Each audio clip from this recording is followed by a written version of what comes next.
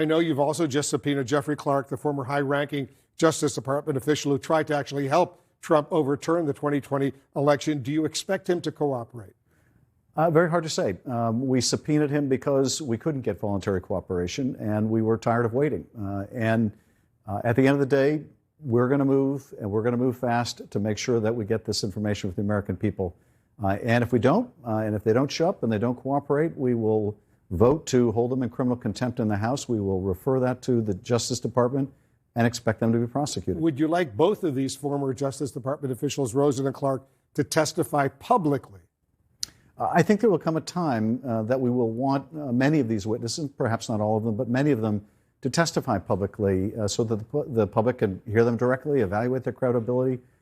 But also, we cannot acclimate ourselves to what's gone on in the last 4 years.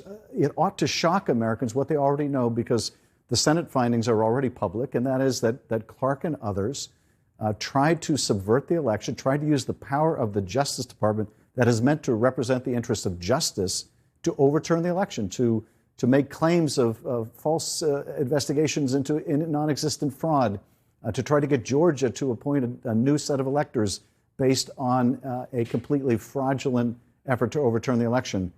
And the subversion of that department was such a dire threat to our democracy. The public really needs to hear from these witnesses, I think ultimately publicly, but be aware of how dangerous the situation